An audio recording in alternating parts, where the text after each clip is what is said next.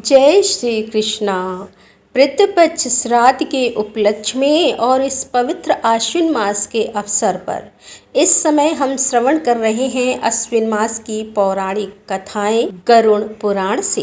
यह अश्विन मास में दो मुख्य पर्व आते हैं, एक है पितृपक्ष जिसे श्राद्ध कहा जाता है और दूसरा है देवी दुर्गा की आराधना करने का पर्व नवरात्रि।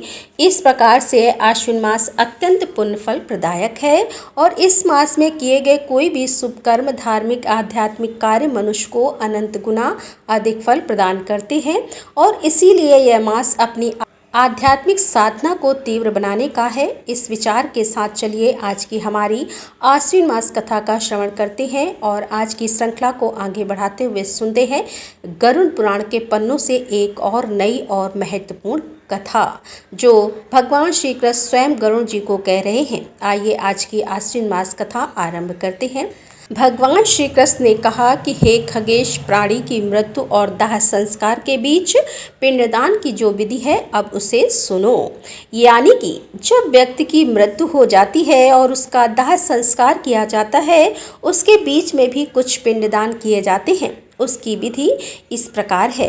पहले बताए गए मृतक स्थान, उसके द्वारा चौराहे, विश्राम स्थान और काष्ठ सच्चन स्थान में प्रदत्त 5 पिंडों का दान करने से सब में की गई आहुति की योग्यता आ जाती है, यानी कि वह अग्निदाह के लिए तैयार हो जाता है। अथवा किसी प्रकार के प्रतिबंध के कारण अगर आगे बताए गए पिंडदान नहीं दिए गए हैं तो यह शव राक्षसों के भक्षण के योग्य हो जाता है। इसीलिए स्वच्छ भूमि पर बनी हुई वेदी को अच्छी तरह से मार्जन करना चाहिए, उपलेपन के द्वारा उसे शुद्ध करना चाहिए और उसके ऊपर यथाविधि अग्नि को स्थापित करना चाहिए। उसके बाद पुष्प, अक्षत आदि के क्रव्यात नाम वाले अग्निदेव की विधिवत पूजा करके दाह करना चाहिए।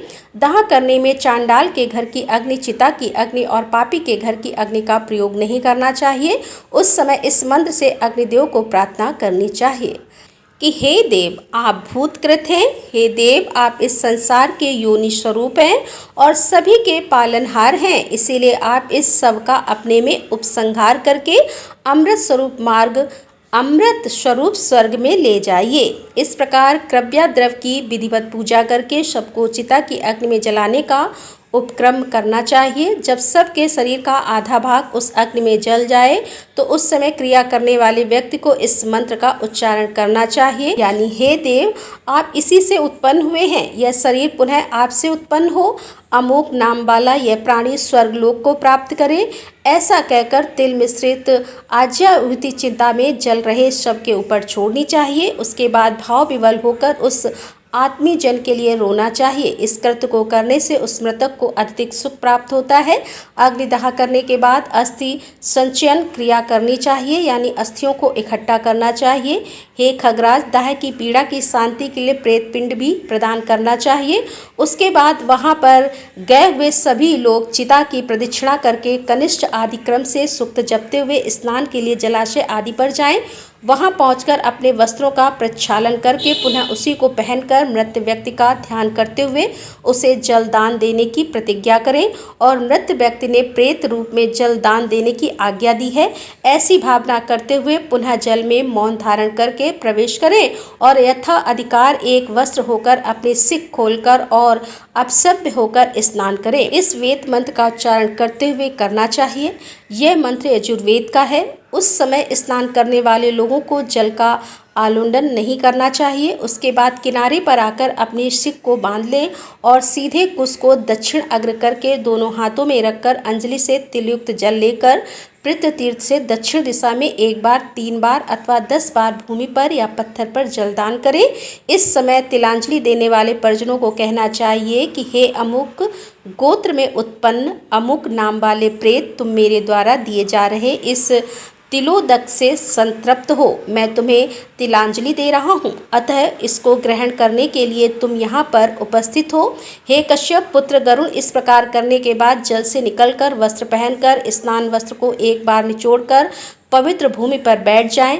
सबका दाह देने के बाद और तिलांजलि देकर मनुष्य को अश्रुपात फिर नहीं करना चाहिए, क्योंकि उस समय रोते हुए अपने बंधु बांधवों के द्वारा आँख और मुँह से गिराए हुए आंसू और कफ को मरा हुआ व्यक्ति विवश होकर पान करता रहता है, इसीलिए उस समय नहीं रोना चाहिए।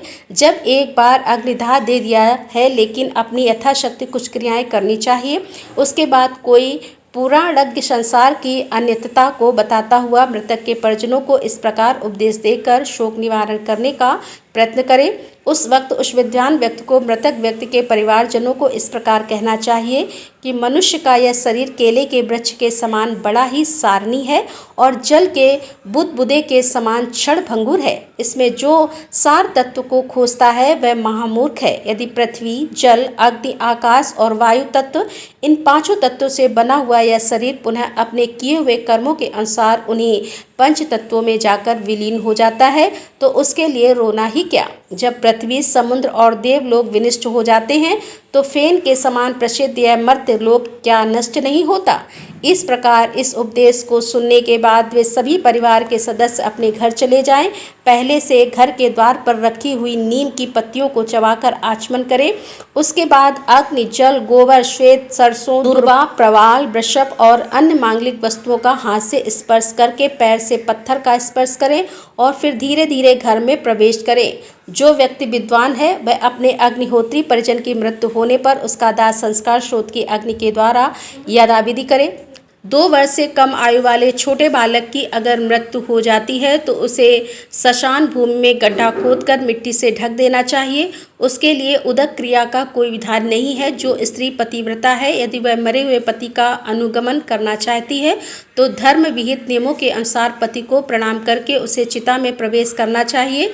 जो स्त्री जीवन के व्यामोह से चिता पर चढ़कर फिर से बाहर आ जाती है उसे प्रजापत्य व्रत करना चाहिए। मनुष्य के शरीर में 3-5 करोड़ रोए होते हैं। जो स्त्री पति का अनुगमन करती है उतने काल तक वह स्वर्ग में वास करती है। जिस प्रकार सर्प को पकड़ने वाला सपेरा बिल से सर्प को बलात् बाहर निकालता है, उसी प्रकार पति का अनुगमन करने वाली सती नारी अपने पति का उद्धार करके उसके साथ स्वर्ग में सुखपूर्वक निवास करती है। अप्सराएं उसका सम्मान करती हैं और वह पतिव्रता नारी तब तक पति के साथ सुख उपभोग करती है जब तक 14 इंद्रों की अवधि पूर्ण नहीं हो जाती। अगर किसी पत्नी का पति ब्रह्म हत्यारा, कृताग्नि या मित्रघाती है, फिर भी वह सधवा स्त्री मृत्यु होने पर पति के साथ सती होकर उसे पवित्र कर देती है। पति के मर जाने पर जो स्त्री उसी के साथ अग्नि में अपने शरीर को भेंट कर देती है वह अरुंधति के समान आचरण करती हुई स्वर्गलोक में जाकर सम्मान प्राप्त करती है।